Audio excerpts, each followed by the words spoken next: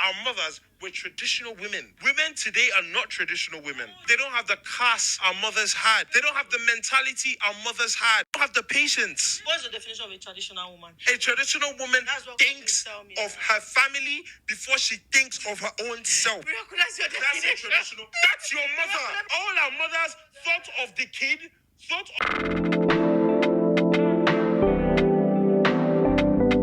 of the father, and thought of the house, even thought of the house helpers before she even thought of herself. That's a traditional woman. I don't actively date. And when I tell people I don't actively date, they think it's because I'm a feminist and I hate men. No, it's because men are slow. I don't actively date because men are too slow for my liking. And I'm an educated woman. I've got a bachelor's degree, a master's degree, and a PhD. I value men who are capable of critical thinking, appreciating nuanced thinking, and men who have high emotional intelligence. And the average man out there does not have it. Just look at this guy. And this is how a lot of the average African men, Nigerian men, Ghanaian men, African men, West African men you're meeting are going to sound like. They grew up in homes where their mothers, as he said, put everybody else's needs above their own needs. Okay? They grew up in homes where the mothers stayed regardless. These mothers are in 40-year-old marriages, 50-something-year-old marriages, 30-something-year-old marriages. No, regardless of how enriching or not so enriching, whether the marriage was empowering or not, whether the marriage improved their lives or not, these women stayed regardless. No matter the treatment, no matter how horrible it was, these women stayed. And they sacrificed their lives and everything they could ever be for the sake of their husbands and their children. And to this guy, he thinks that's normal.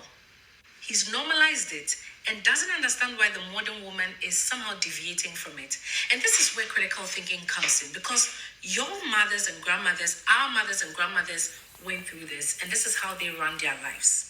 Somehow modern women are deviating, and you cannot apply your brains for exactly what it was made for. To think and say, maybe, could it be maybe because there are certain opportunities that exist today that younger women are taking advantage of, that is making it easier for them to make alternative choices? Meaning, for some of our mothers, the reason they stayed is because they had no options. They had no choices.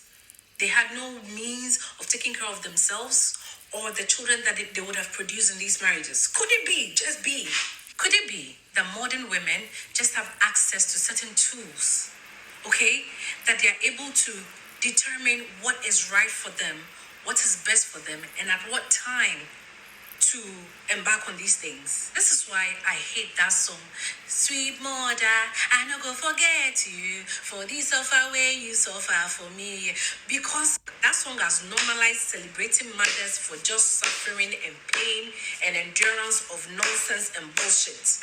African men, some of you African men of today, you've gone to school, you're educated, you're well-traveled, you're exposed, but some way, somehow, your mindsets are still stuck in 1597. You guys don't really love your mothers. You don't. Because you don't see your mothers. How do you see your beloved mothers go through these experiences that deny them of so much richness in life? Everything they put on hold to raise you, to stay and endure some of these unsavory dynamics they had in their homes. How do you see your mothers and think that is absolutely normal? You don't love your mothers. You don't see them as human beings. You don't talk to them. You don't really speak to your mothers and have candid conversations with them, because they will actually uncover certain truths to you. A lot of them hid a lot from what they were going through and how they truly felt about these marriages from you.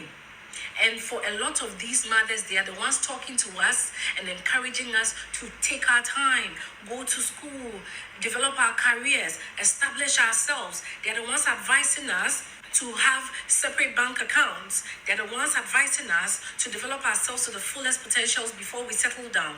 They're the ones advising us on how to escape. They're the ones encouraging us not to stay when the going gets nasty. You guys are not talking to your mothers because you don't see them. You are selfish. You don't see women as human beings, and somehow you have internalized the suffering, the pain, the dehumanization that your mothers went through, and you want to project it on us and expect it of us. Are you okay? Are you okay? Look at this one. All you know is to buy microphone and come and sit there. Women today don't have class like our mothers. They don't have endurance like our mothers. They are not traditional like our nonsense.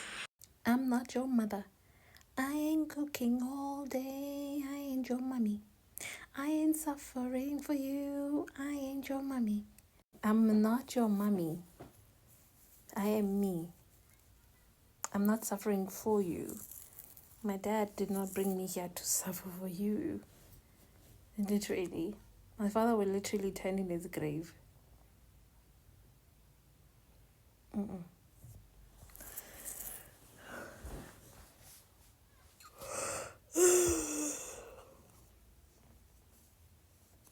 To understand. Why did I lose my train of thought? Literally, like, guys, no, we can't be thinking like this. And we wonder why women are not advancing, women are not growing, women are not doing anything, like they're not focused on marriage. Because how can we be focused on getting married if this is how men think, that I have to suffer for loving you? What? I have to tolerate your cheating to prove to you that I love you. Like, a woman's road, or rather a black woman's road, is that linked to suffering.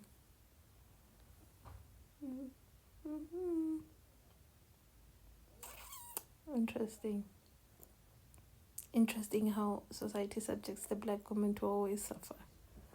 I must suffer the struggle, love. I must get HIV by you and still smile. Like, even if you leave me, like, I must still smile. You left me for somebody else. I'm smiling. I must be like, ooh, I'm suffering for my kids, and I must literally suffer for you. And your child looks at that and said, I inspire a woman that looks like my mother and suffers like my mother. And that makes sense to you. And people must aspire to marriage, that kind of